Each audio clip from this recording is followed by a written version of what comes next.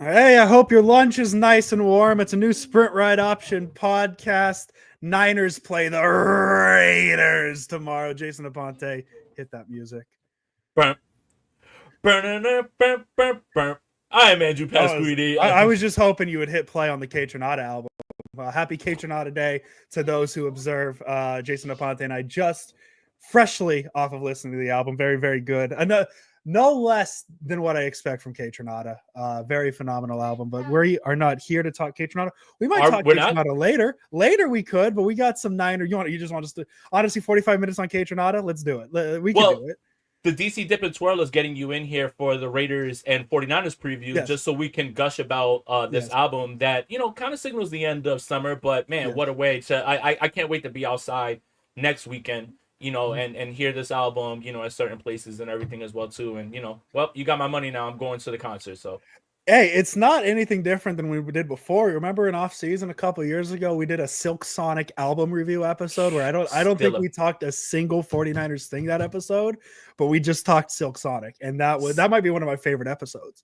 Still a banger, still a classic, still something that you can run to this day. That is the ultimate sign of a classic, having it be years later and still a banger. But yeah. And then we come to find out that Bruno Mars has a bunch of gambling debts, and so it kind of made sense as to why he dropped that album. And now he's on there is a generational run of just being broke, but telling us openly he needs our money. Which, by the way, I'm still looking for a $200,000 super chat to get my immortal. Was that what it was? I'm looking for my immortal bed to get my body feeling right. Because then again, not very good advertising for immortal, because it sounds like Matthew Stafford not doing well still. So might be a waste of 200K. But we should have also just said, hey, Taylor Swift's on this podcast. 1.3 million people would have been here. We might have gotten the $200,000.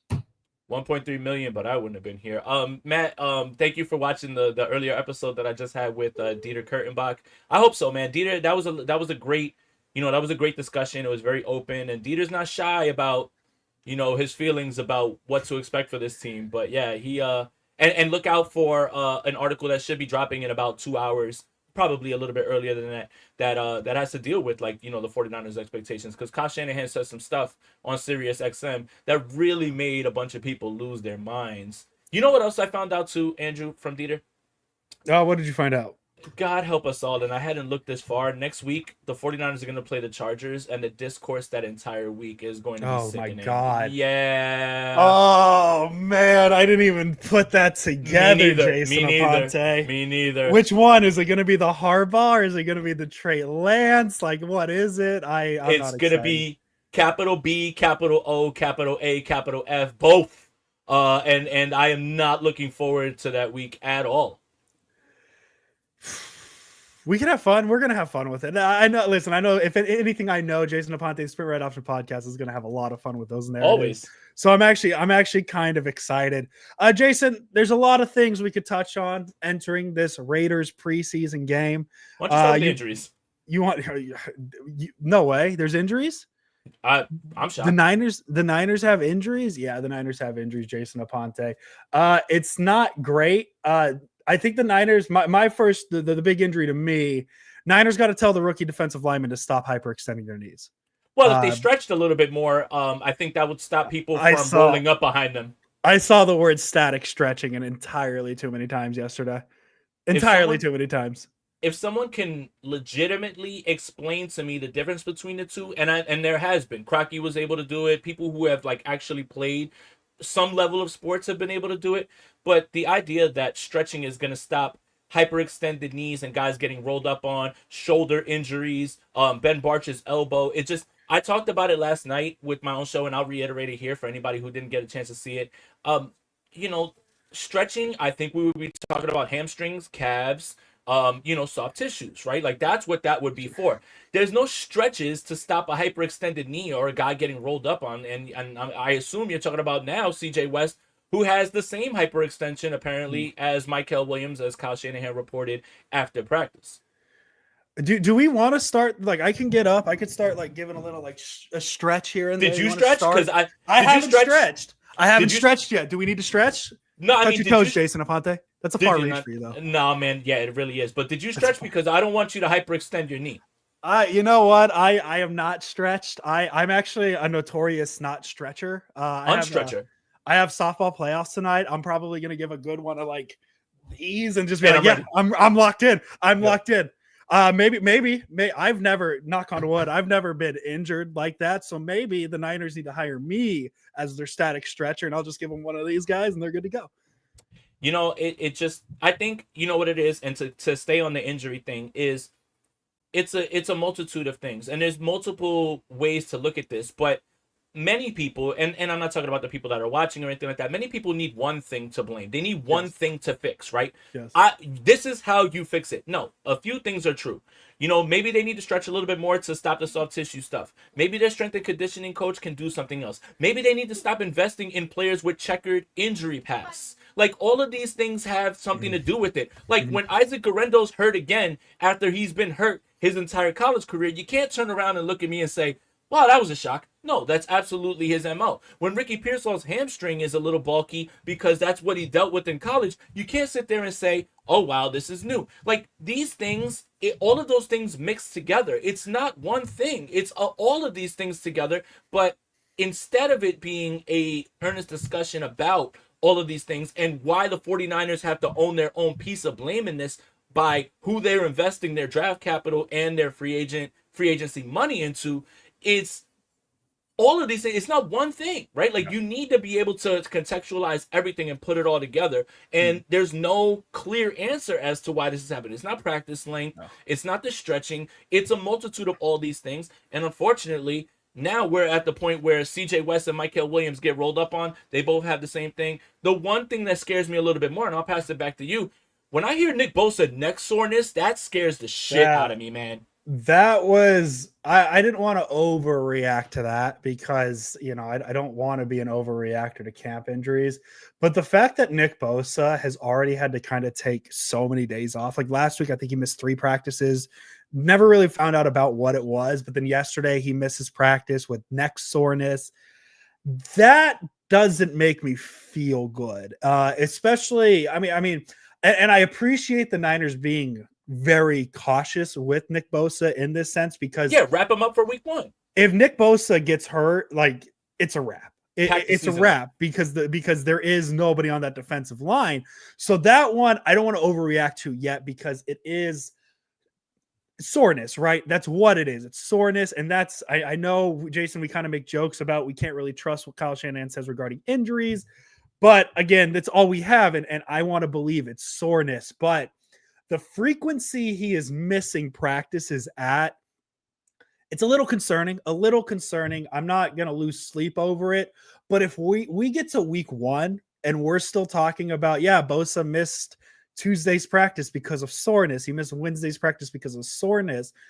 Doesn't it kind of fall into that same realm of before the 2023 season where he was holding out, missed a lot of camp, and then he had a very slow start to the season? Like, when do we get to that point of, I'm not going to overreact to the injury because it's soreness allegedly, but it's now a point of like, okay, when do we start talking about he's missed too many practices to be able to enter week 1 to just roll right into it? And like, I'm not, Nick Bosa, obviously Jason Aponte, a very important player on the Niners defensive line. That's been the case for 5 years now. But if we had to power rank which years he's been most important, 2025 is above and beyond the most important year for Nick Bosa because of everything around. If the Niners, no disrespect to Bryce Huff, but the Niners go into any point of this season where we're like, yeah, Bryce Huff is your number 1 pass rusher, I am concerned. And so that's my issue of, I'm not concerned with the injury per se. I'm concerned of Nick Bosa's racking up a lot of missed practices at this point. Yeah, and this leads me to the Kyle Shanahan Sirius XM talk, right? And I talked about this with Dieter as well. He basically alluded to the fact that, yes, we're going to be relying on a lot of young players, and he's forced to do this, by the way. He talked about that. Generally, he's like, oh, I wouldn't want to, but now you're forced to. But this is the year that if the 49ers are going to make any noise, it has to be on the back of Nick Bosa, Christian McCaffrey, George Kittle, Brock Purdy, Trent Williams. Like, you're Fred Warner, you're all world guys. You're all pro, all world MVP, offensive player of the year, defensive player of the year. Like, This has to be the year that your top heavy roster, and the 49ers are more top heavy than they have been in the entire time that Kyle Shanahan has been here. They're going to have to lift you while this team comes along. And that's why I didn't take I wasn't so offended by what Kyle Shanahan said. I thought that it was very responsible. I thought it Mhm. was easy to understand. It was reasonable, but it's got to be on the backs of these guys. Now, when we're talking about injuries, Bosa missed time last year. Kittle hasn't played a 16, 17 game season. Obviously, the concerns with Christian McCaffrey. Trent Williams is bound to miss a game or two because that's just his MO and what he's done the entire time. Fred Warner is the only one who plays through all this stuff. Like, if God forbid any of these guys go down for any stretch of period of time, things start to get very, very scary and hairy for this team. Like I looked it up because I did an offensive line kind of questions going into the season. Trent Williams has missed at least one game in each of the last 5 seasons, and majority of those, I think three of the five were just one game. And like you can survive one game without Trent Williams. And by But the way, real quick, Andrew, but real quick, and yes, by the way, most of those times, Trent didn't even do anything in training camp. no, He's out there. He's out yeah, there playing, and he's been here since day one. So mhm, I mean that could be interpreted as a good thing, and it could be interpreted as like, but like I think it's more just this team again, and we've talked about it, is they've got to start fast and they have to win these games early on. mhm. And that week one game, I talked with Dieter and I talked with you about it. I'm not looking forward to that game. That game's gonna be No. yucky. That game's gonna be icky. But go ahead. Yeah, but we talk about you essentially reiterating your point of the Niners can risk a Trent Williams or a Nick Bosa or Fred Warner missing a game, right? Like they can survive that. But the difference between this season and previous seasons is like not necessarily like let's use Brandon Ayuk for example. When Brandon Ayuk goes down against the Chiefs, that necessarily wasn't the end of the season because Mhm. they have so many people around them. But this season, if any of the big names that we talk about miss an extended period of time, it might be wraps on this season because Yeah. there is no backup to Brock Purdy. I know Mac Jones. I don't want to I don't want to talk any point this season of Mac Jones starting games. But if McCaffrey goes down, who's running back two at this Jeff point? Wilson. If oh my god, I love that. I'm all in on that. If George Kittle goes down, like Luke Farrell's not going to step up and be a production guy. If Ross Nick Dwelly. Bosa goes down, there is, if Nick Bosa goes down, there is nobody saving you. There is no Leonard Floyd to kind of be like, okay, it's He's not gonna Nick at least be on the Bosa, field. but you're comfortable. There is no wiggle room this year for any of these guys to miss an extended period of time. So maybe that's why things are super cautious this camp. Maybe that's why players are getting held out a little bit longer because the Niners recognize it. But it doesn't feel good with the sheer amount of injuries because now we're talking about another Ben Barch injury, which he's your projected left guard one. Um, Andre Dillard, I don't know what you could have realistically expected from him. That's not moving the He's needle. kind of his kind of gimmick has been he gets hurt. So I don't know what that does, but now it's just another offensive lineman that you can't really hold on to if either McKivitz or Trent get hurt. So like that's another situation. It's another offseason, another training camp, Jason, of just injuries, injuries, injuries. And knock on wood, it hasn't been any of the big guys yet. But if it is one of the bigger guys, it might just be a wrap. I kind of find it funny and ironic that if Colton McKivitz goes down, that it's going to be a disaster, right? Like, Yeah. and he's gone from a person who 49er fans love to crap on to one of the most important people on this offensive line because the Dillard thing that didn't move me when he was signed anyway. And the fact that Andre Dillard was going to be projected depth doesn't make me feel better about the offensive line because if you watched him in any of those spot starts that he had in Green Bay, he was terrible. If you ask the Tennessee Titans fan, he was awful. That doesn't that one when he goes on season-ending IR, it's not like it doesn't change my perspective on the position, the position group, right? But Cole McKivitz goes down and Austin Pleasance has to play, which I mean, you know what? To be fair, he's gotten a lot of rave reviews from camp, and people are saying that there was a reason he was probably going to stick around regardless. But the whole Andre Dillard thing that doesn't move the offensive line. But yes, like Kyle Shanahan talked very freely about yes, we need our guys that are at the top of their game and at the top of their position to carry us through this. And it goes back to, kind of what we were saying about the offense having to carry the defense while we have these ups and downs. This feels like off the rip, week 1, week 2, week 3, while we figure out what's going on with Juwan Jennings and Jordan Watkins, and we figure out whenever it is that Brandon Ayuk comes back, it's on the back of Christian McCaffrey and George Kittle. And I don't, again, like, all world players, but I've wanted Christian McCaffrey to have his role scaled back a little bit. Not that, like, we can't go balls to the wall 2023 with Christian McCaffrey again and then get scared when he goes down or something like that, because it's just like you said, the margins are very thin. And this is the first time in a long time that the 49ers are going to be relying on their 5-6 guys. I understand that depth is relative and it's tough across the NFL, and we all believe that, right? Because the guys behind the guys are usually the ones that aren't, ready to play. But this season just feels a little bit different. Like, our outlook on this season has completely changed in a few months. Yeah. When you think about it, we think, okay, Juwan Jennings is going to be here. It's going to be fine. Ricky Pearsall is going to take a step. Well, Juwan Jennings has a calf injury. Now this contract thing is really muddying the water with that. Ricky Pearsall, for all intents and purposes, has been great. And that's, a great first step. But we were thinking, hey, you know what? The offense will be able to carry it. You're going to have all these guys. We don't know what this week 1 lineup is going to look like and who's going to be there. Look, I want to throw out a doomsday scenario. This is a doomsday scenario in week 1. I'm going to say that Nick Bosa plays week 1. Yeah. But Nick Bosa might be playing next to Kalia Davis, Evan Anderson, Yetur Gross Models. Like, what if Mykel Williams and CJ West aren't back, right? Like the doomsday scenario is this defensive line is thin and it's getting thinner by the day. And you might have to roll that lineup out right away. And that doesn't make me feel good inside. The one thing that makes me feel happy, or at least more confident, is that Robert Saleh is going to dial up way more blitzes. Yeah. He's going to be way more exotic. That's how you're going to have to offset the losses on the defensive line, because it's not going to be as simple as, hey, we've got 4 and let's go. He's going to have to, if this defense takes steps and it lifts, it's going to be on the back of Robert Saleh and his scheme. I got one scarier for you, Jason, than the defensive line. I think there's a non-zero chance that the Niners go into week 1 with a wide receiver one of Malik Turner. Like, that's a possibility at this point. Russell Gage is right now slotted in as your number 2 guy, right? And that's not a knock on him, because I thought he was going to make this team regardless. But Russell Gage shouldn't be taking significant snaps. He should be your wide receiver 5 veteran guy, like your Chris Conley. Like breaking in case of emergency type.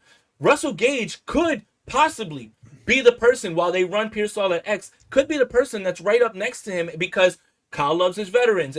But that's not what this plan was supposed to be, right? No. Again, and this is all hypothetical. Who knows? In 3 weeks, when the 49ers kick off football, everybody could be back healthy. And in a perfect world, I'd love that. But I'm just talking about what this could look like, and this is far different than what we envisioned before training camp started. I wish this podcast can start previewing the regular season, but we physically can't do that right now. We have to go day by day, because we don't even know what week 1's going to look like right now. So how can we preview? And Cynthia, shout out, landing in Vegas. My girlfriend's out in Vegas. Safe right travels. Now. Not going to the Niner game, but she's out there. Good for her. So shout out, Cynthia. If you run into her, I don't know how you would even know what she looks like, but run into her, say hi to her for me.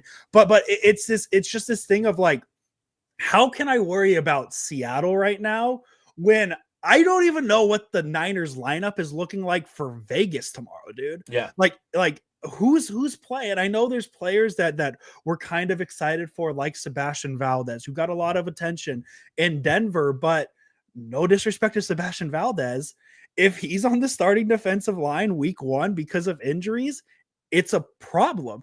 Katie, that exactly. Remember, we had such a drama-free offseason, and we did. And here we are, and it just feels like all the stress and drama has come up in the last 3 weeks. Yeah. And it's I would honestly, Jason, I would take the normal offseason drama, because at this point we'd probably have it settled, because if Brock Purdy was holding out and we kind of went into camp with it and had to hear about it all offseason, I'd figured we probably have it figured out by now because it's typically what the Niners do.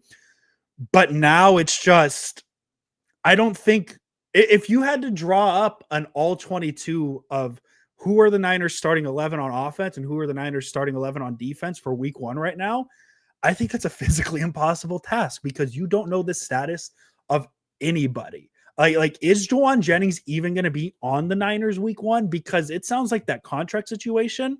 Remember when we talked about it? We're like, hey, this is something that's going to get figured out within a week. It's been 3 weeks. It's been a month now. And so like what, and now there's already reports of like the Niners aren't thrilled with the timing of it. And so like, is Juwan Jennings even going to be a Niner week 1? Is Jair Brown going to be a Niner week 1? There's so many different things of like, what is this team looking like right now? And I don't think it's not anybody's fault. Like the Niners are just hurt. And the Niners are going to have to put a starting lineup out there on whatever day week 1, September 14th, whatever day it is. And it might not look like anything we would have predicted a month ago because I don't know where anybody is on anything. And it's tough. Like, is Michael Williams actually only going to miss a week? Is Nick Bosa actually only sore? Is this or that or this or that? And it's such a weird situation, man.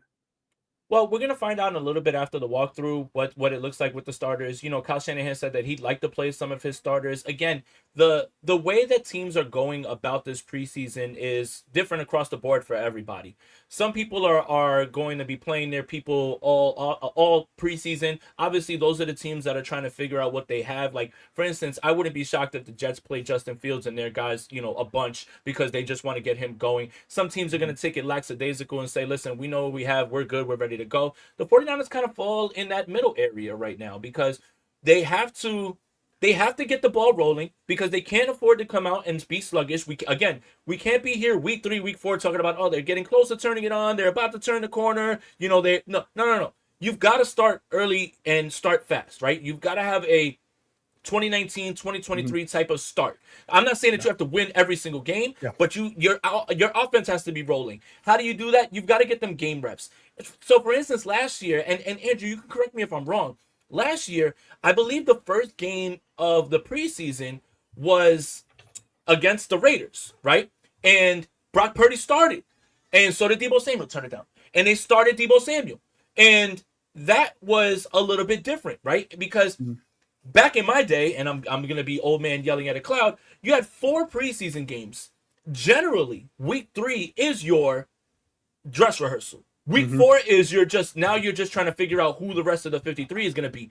Everybody's taking this a little bit differently. Like, do the 49ers feel confident enough to try their dress rehearsal now, even though they can't afford to lose anyone? And I'm talking about even depth pieces. Like, they have to walk away from this game, 1, trying to get a rhythm, at least a little bit on offense, depending on who they play, and 2, without one more injury. Nobody else can get hurt like right now. Otherwise, things are going to get scary. So we'll find out in a little bit what Kyle Shanahan's thinking after the walkthrough. I'm sure he'll come right out and say it, like, we're going to play these guys. Like, I'm obviously being, you know, sarcastic, but you know, it's a strange spot to be in because you can't afford these injuries, but you do have to start fast and you do have to start to get some rhythm. So I don't envy Kyle Shanahan in this decision because there has to be a balance, but you can't afford to just start the season slow and just blame it on injuries. Not to flex Jason Aponte. I don't remember anything about last preseason. I was in Italy, so I'm looking up the box score. The Niners week 1 did play the Raiders in the preseason last year. Brock Purdy went 9 for 12 with 96 yards. George Kittle had some snaps. Devondre Campbell, famous starter, had some snaps. Jair Brown, Leonard Floyd, a bunch of guys got snaps week 1. Deebo Samuel's on there. I don't remember this at all, Jason. Did you know Matt Breida was on the Niners last year in the preseason? I don't remember that. Happy retirement. Retired. Man. Shout out Matt Breida. Good Niner. Very good. Big part of the 2019 team. 2 carries for 5 yards against the Raiders last year in the preseason.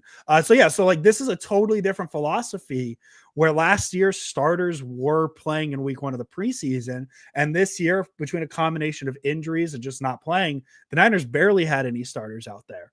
And kind of turns out to be a cool thing because the Niners' second string defense had the Broncos' first team offense in hell. And that was really, really cool. Don't talk about the second, third, fourth quarters. I don't Never want to say the name Carter Bradley on this podcast again, just did it. But, there's differences between this preseason and last preseason, obviously. But a large part of this preseason is, and I know there was a lot of injuries last year. They had to literally cancel joint practices with the Saints. But this year, it's not even necessarily the amount of injuries because there's less injuries than last year. It's the quality of players that are getting hurt. And it's nothing long-term yet, right? Like, obviously they have a few season enders with like Amir Abdullah, Equanimeous St. Brown, and Andre Dillard, but those guys weren't going to make an impact in 2025. And if they did, kind of is a big concern for a lot of other players. But now here we are where it's just like, yeah, Nick Bosa is dealing with this. Christian McCaffrey, he apparently ran 25 miles per hour, but it's like, the Achilles knee thing, it's a little concerning. Andrew. And then you got Jennings and this and that, and then Diamador Lenore and Upton Stout. And like, it's just, nobody knows where anybody is. Andrew, if Christian McCaffrey ran 25 miles an hour, the NFL needs to test him immediately. And here's my example. Don't say that out loud, though. They might do it, and then he might get a 6-game suspension. Here's my example. Usain Bolt's top speed is 27 miles an hour. Yeah. Yeah. You mean to tell me Christian McCaffrey ran 25? Usain Bolt ran 27? Obviously Kyle Shanahan was joking when he said that. But it's just too many people like reported that. Like Yahoo Sports was like, Christian McCaffrey hit 25. If he's hitting 25 miles an hour in pads because the GPS is in the pad, if he's hitting 25 miles an hour in that, then NFL test him because he's on some other shit. I like to believe it's like kayfabe, where like wrestling, they lie to you about some things. Like Undertaker and Kane are brothers. Like, that's not true, but I'm believing it because you're telling me. So in my brain, the first Christian McCaffrey run, the first Christian McCaffrey big run this season, I'm 100% coming on this podcast and be like, holy shit, did you see that 25 mile per hour speed right there? Like, Kyle Shanahan has introduced it, and my dumb wrestling brain now believes it. Kayfabe. Boom. Well, I think the way that you should be looking at it is that he looks explosive again. And that's all that matters. I don't care about the miles per hour. He's definitely not running 25 miles an hour. He's not running 2 miles an hour under Usain Bolt. Impossible. Not in pads. Impossible. And if he is, then this man went to Germany and got some other shit done instead of just, the blood spitting stuff. So, like right here, perfect, John B. What were in those shots from Germany? But it just means that he's explosive. And again, that's great. That 25 miles an hour thing, let's just throw that out because I don't want to hear that. But I'm going to use it a couple times. No. It should be a running joke. Yes. Running joke. Got it? It should be a running joke, but it just means that he looks explosive. And then, I like what Brock Purdy said about his mindset. He's on one. I think what we're really looking at is during the joint practice, Christian McCaffrey was getting 15 touches in joint practice.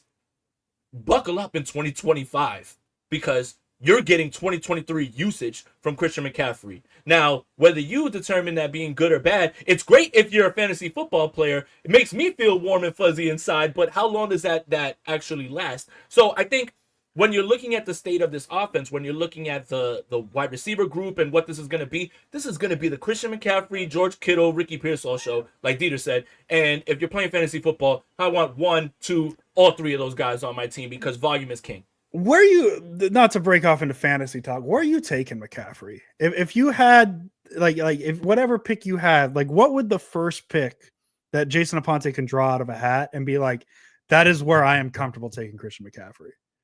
It depends. In the first round, I probably would try, but I'll tell you this, the 2 guys that I would take over him without a doubt with my eyes closed, like if I had the first pick or the second pick, is Bijan Robinson and Saquon Barkley. Okay. I would take the both of those with my eyes closed. But if you're talking about the end at the turn, like if I can end up with Trey McBride or Brock Bowers and Christian McCaffrey, I feel amazing about my start. So that's where I would say. Not too much insight to my fantasy football draft strategy this year, but if I get that 10th pick going first pick or 12th pick going first pick, Bowers and McBride, I'm going Kittle. I got to go Kittle and Bowers. Okay. Yeah, I mean, just because I'm a Niner fan, but if I was a not Niner fan, McBride would be there. But the only reason I would say McBride is because the touchdown regression is about to boom. There's no way that he's going to finish with 2 touchdowns. He's going to get all that volume, and he's that guy. So that's but look, 1, 2, 3, Bowers, McBride, Kittle, like you want one of those guys Yeah. because those are your difference makers. Like, and if you're looking for like somebody who people are going to be away from, and because it's a yucky offense and his I'm quarterback, just David Njoku, I'm addicted to the two tight end thing that you taught me a couple years ago. I'm off of it. I won one championship with it, and I'm gonna run with that for the next 10 years, dog. Like I No, just do not care. It worked one time for me. I'm running with it for forever. I won I'm with Kelsey and Kittle. I won with Kelsey. I and won. Kittle I that won year, with yeah. Kelsey and Kittle too in 2023. I went Kelsey and Kittle, and Yeah. it won me a championship. So Yeah. there's your fantasy football talk right there, Jason Aponte. You want to preview this game just a little bit? There's Sure. not terribly much to preview. One thing I do enjoy about the preseason is kind of how quickly things can change about the players you talk about. Last week it was a lot of conversation about, drawing blanks on name, Upton Stout, right? We were excited to see the interior of the defensive line with CJ West and Alfred Collins, kind of guys like that. But here we are a week later, and now it's like, okay, let's talk about Marquise Siegel. Let's talk about Chase Lucas. The one position, though, I'm really interested in is that left guard because Ben Barch is injured again. Nick Zackel, the projected second left guard, didn't really impress. And now the Niners are kind of in a spot where they might stumble into another Dominic Puny situation because Connor Colby is getting a lot of attention. I don't know if he's going to necessarily start at that left guard spot, but Connor Colby is getting a lot of attention. So he might be another name to watch tomorrow as well, wherever he plays on the offensive line. I'm assuming left guard is where he is because it's where I think they put him at practice the other day. I think that is the most intriguing position right now because it feels so wide open because Ben Barch is your number one option, but he just can't stay healthy. And there's a situation where Connor Colby, 7th round pick, he might kind of slide in and take this. So where are you at left guard? And Matt Hennessy's another name that kind of been floated around there as well. Left guard, Jason, offensive line talk, sprint right option podcast. We love it. Where are you at with that? Well, it immediately when Barch was out, it was Nick Zackel, right? And Yes. and I think everybody just assumed that Nick Zackel was the backup center, and they played him a left guard. And then when Barch went down in that practice, they pivoted right to Connor Colby. Now, I don't know what they're thinking because yesterday's joint practice, it was a combination of Colby and Zackel. I think what they saw on tape from Denver was very encouraging for Colby, and they wanted to give him that spot right away, right after Barch, right? But the Zackel thing, him being in there, it kind of just tells me the 49ers are still split on who it could be. The both of those guys are going to get run tomorrow, for sure. You've got to figure out that spot just in case. Now, again, Kyle Shanahan said Ben Barch's elbow, it's going to be a week. He's out this week. Okay, fine.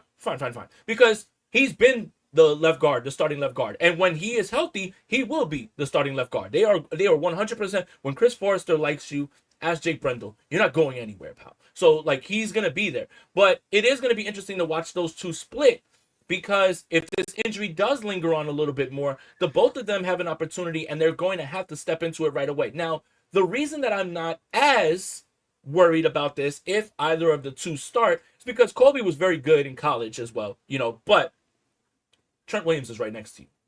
So this has to help you, right? A little bit. Doesn't matter who it is, Barch or and Barch, to his credit, he played well without Trent Williams. So, that's a good thing, right? But I'm interested to see the both of them put some tape out and put some stuff on the field because they do have to kind of nail down this left guard, role. Like right now, we've got clear answers at left tackle and right tackle backups. It's Spencer Burford and it's Austin Pleasance. Funny enough, those are the two players that the 49ers cannot afford to lose for any stretch of period of time. Obviously, Dominic Pooney's a dog, right? But I'm just talking about those tackle positions are going to get really, really, really scary if those guys miss. Yeah. But left guard, I think it's still going to be Ben Barch's job whenever he's healthy. But I am interested to watch the both of these guys and how they perform. Now, you can make the argument that you kind of hope that the Raiders play their starting defensive line so they can get those reps and get those pads popping against guys that are going to be playing on Sundays. For me, I just need them to take reps. I don't care who it's against, and we'll judge them based on that. But it's just weird how they went from right away to Colby stepping in for Barch after he injured his elbow in practice, And then yesterday at joint practice, they rotated. And if it sounds correct, and I could be wrong, Nick Zackel was the one that actually started, and they started rotating them in. So I think they're split on what it could be for that. But I think whoever's going to be there still stands to benefit that Trent Williams is still really fucking good at football, and he's the left tackle. From the offensive side of the trenches of the defensive, Valdez, Sebastian Valdez got a lot of attention. Do you think that there's a potential that he can work his way into the defensive rotation in the regular season if he makes the 53-man roster? Obviously, still not sure, because a lot of things can change in between now and then. His performance on Saturday against the Broncos is very impressive, but maybe he's down. Do you think Valdez is in a spot where, like, with a strong performance tomorrow, he sews up his spot on the 53, or do you think there's still a bit to climb? There is, just because of the injuries. Yetur Gross-Matos, right? When does he return? Kalia Davis has been making a claim, and it's hard to argue that he should be on there. And he played 13 games last year, so that's somebody I don't think they're going to pivot from. They really like Evan Anderson. Obviously, Kevin Givens is out for a while. Sammy O's out for a while. But if Michael, CJ West, and Alfred Collins are there, you have all of these guys that are going to be there. My guess would be, and this is me hoping, wishing on a star, knocking on wood, that all of those guys are healthy and they try to sneak Sebastian Valdez on the practice squad, meaning that they have enough rotation wise to get through the first week, and then they'll reassess if there's any more injuries, anything like that. He certainly has been playing well. He certainly deserves all the attention, but I think if you're looking at the rotation of guys that they have already, Kalia Davis, Evan Anderson, if Yetur Gross-Matos comes back, then you've got Michael, CJ West, Alfred Collins, obviously Nick Bosa, Huff's got to play. Like, it's going to be harder and harder for him to get there as the bodies start to come back healthy. Into the secondary now, is you think Siegel's worked his way to a starting spot already? I think Jason Pinnock is another player who's kind of locked in his starting spot just because of his connection with Robert Saleh. I think at this point, though, when Malik Mustafa gets healthy, I think Pinnock is the guy to drop down. But do you think Siegel, it's his starting spot to lose? And if it is, what do the Niners do with Jair Brown? So I was asked this yesterday, and I do think Siegel's going to get as much opportunity and runway to, state his case. But I don't think the 49ers are in a place where they can move Jair Brown because the safety room is still unsettled, right? Yeah. Pinnock's banged up. Siegel's a rookie. Malik Mustafa, and this was glossed over with what was said about Ayuk coming back in week 6. He gave that same timeline for Malik Mustafa and Curtis Rourke. They all of them have ACL injuries. Obviously, Ayuk's is more severe. I don't think they're in a position to get rid of safeties at this point. Yeah. Richie Grant's banged up. They're not in a position to sell Jair Brown right now when we don't know what this is going to look like. Like, look, Jason Pinnock's a starter. But what if Jason Pinnock goes out there and he's not working and he's getting his ass kicked? Like, you're not in a position to kick away any of these safeties right now, especially for what you would get in return for Jair Brown. Like, you spent the 3rd round pick on him. Everyone's kind of down on him now. I still hope the best for the player because he's a fine young man, and I still think there's a skill set to unlock there. Funny enough, when Steve Wilkes was the DC, and that's a place that, you could imagine them trading him to, is New York, because he's the Jets defensive coordinator. That was his best season. But I don't think they're in a position to move away from any of these safeties while they have a rookie who's going to be slotted into many snaps. Jason Pinnock, who's bounced around the league a little bit, the 49ers are very high on. Malik Mustafa's, who knows what this timeline is going to be? Again, could be week 6, could be week 10. I mean, I know he said that about Ayuk, but this is all possible with all that. I just don't think they're in a position to move away from Jair Brown when the safety position is so unsettled right now. Jason, the 49ers play the Raiders in about not an hour, 24 hours, 1 o'clock tomorrow. We will be live following the game end. Maybe. Okay. Well, just let me know. I didn't realize that the boss man at Ghost Standard Podcast Network, he got me a ticket to the Mets and Mariners, and that game starts at 4. And I've got to go. So I've got to go link and go watch that horrible team in Queens. Jason, I will not allow you to do preseason football stuff over going to a Major League Baseball game. So you should definitely go do that. So hey, we'll be live Monday to talk about the game. But I think that's better. Predictions. I don't think either of us had 30-9 for the Broncos winning last week. I don't think we necessarily care about the final scores in the preseason. Although let me see if I can pull the lineup. It was Denver -5.5 last week. Denver easily covered that. I know we love. Oh my God, the Raiders are 4.5-point favorites. Boy, oh boy, the Raiders are 4.5-point favorites in the preseason. But Jason, anything specific? Not predictions. Anything specific you're looking forward to tomorrow? No, I'm looking forward to seeing Chase Lucas play. Again, this locking down that second nickel corner spot, because it's still Upton Styles to lose. It gives you comfort if he continues to play well and operate in this solid defense. I'm looking at him. I want to see the corners, right? Dallas Flowers is, for all intents and purposes, your number 3 guy, right? Trey Brown's injured with a heel, right? Like, he has the same thing as Jason Pinnock. Those are the things I'm looking at, and I just want to see, and we're gonna find out in a little bit. So obviously, I'm just throwing this out there. Maybe a drive of the 49ers offense. Just start to ramp up a little bit. But I am gonna be interested who starts on defense, and if we know anything about a Chip Kelly offense, and we definitely do, is it's going to be fast and speed, right? Like, can the 49ers defense keep up, the speed, keep up with this defense? So, I mean, with this offense. So, look, the one thing that I want to see, please, football Jesus, Superman in the sky, whoever you are, no, not one injury to anyone, to nobody, not anyone, not one player, not one injury. You cannot sustain one injury in this game. You cannot. Yeah. You absolutely cannot, because you are already thin as it is. Many of these players that we're talking about could be playing week 1 Sunday against Seattle. You cannot afford anything. I don't know how you do it. I don't know who you pray to. I don't know what you do, but you just can't have any injuries. My prediction, please, or my hope, because it's not a prediction, my hope, please, no more injuries to anyone. You cannot afford any of this right now.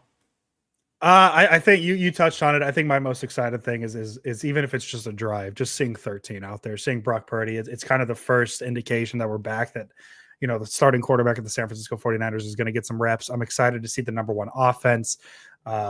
Maybe less Carter Bradley if that's the case, because I never you want more Carter Bradley? Yeah, listen. Two drives, 1 or 2 drives of Brock Purdy in the offense, and then get everyone else in a hyperbolic chamber. Like, I want more McCorkle. I would love more McCorkle. I mean, that's fine, but we can't even risk him getting hurt now at this point. Look, Nick Bosa, Trent Williams, Christian McCaffrey, Ricky Pearsall, Brock Purdy, Fred Warner, Diamador Lenore. Hopefully you get Ronaldo Green. All these guys have to be wrapped up in bubble wrap and just ready for week 1. I don't even want to mess around. Like, this is the one year that you cannot afford injuries to any of those guys. So thank you for participating in training camp, Trent Williams. Thank you for trying valiantly and, being so brave and working out on the side, Nick Bosa. But I don't need to see anything extra, right? I want to see Mac Jones. I want to see Carter Bradley. That'll let me know that everything's fine and everybody else is not injured, because that's the one thing you can't hate on. My last prediction for the weekend, Jason Aponte. Wolverhampton Wanderers shocked the world. They beat Manchester City 3-2 tomorrow morning, 9:30 a.m. Pacific time. Premier League is back. Liverpool just kicked off, but Wolves open against Manchester City, and I'm not thrilled, but they'll shock the world. Jurgen Trent Larsen's going to get a goal. That's all I got. You might as well be speaking Chinese right now at this point. Did you not? I was excited to see what you said about Jordan Elliott's Premier League team. Well, I have to say, a lot of kickers, so you didn't like it, huh?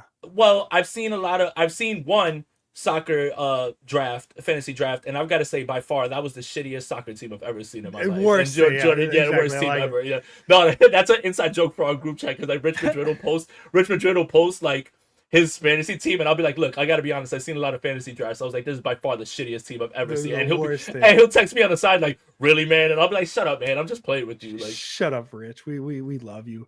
Rich got a lot of attention this week. That was oh my God. The Giants baseball, pal. Oof. Dude. Oh my God. Dude, I haven't laughed that hard at anything on Twitter, because Twitter's a hellscape.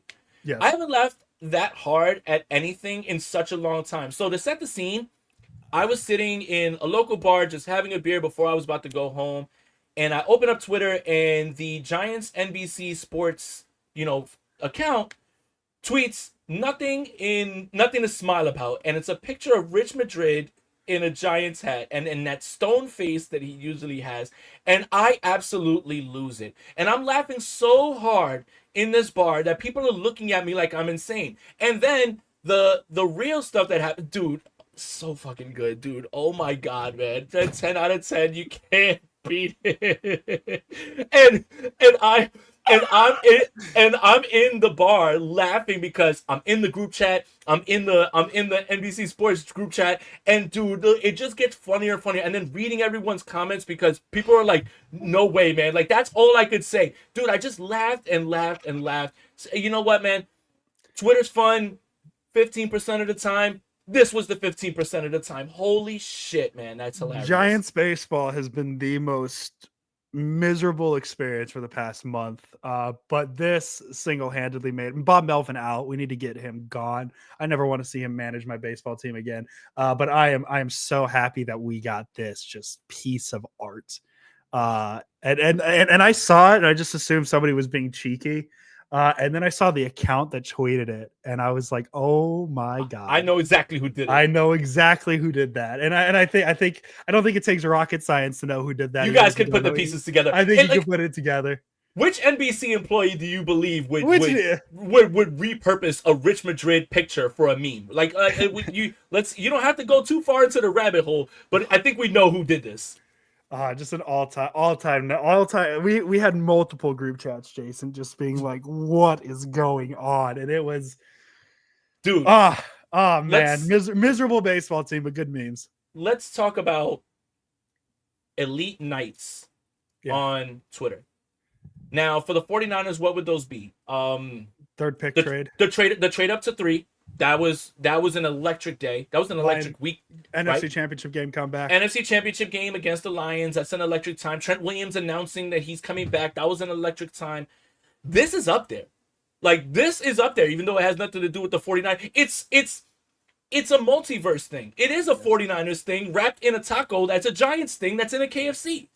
Like, that's literally what this is. It's crossing all of these things over, man.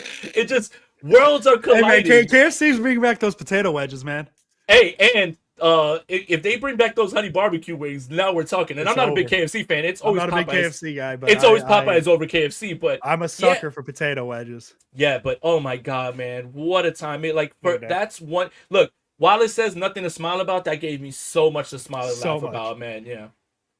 Jason Aponte, we'll be back Monday to talk 49ers Raiders. I'm looking forward to it. You go enjoy those New York Metropolitans out there at Citi Field. Enjoy it. The Marlins hot in the streets right now, though. So that's a fun Mariners team, I guess. Oh, it's the Mariners. Hey, man, big dumper. We talking big dumper on Monday.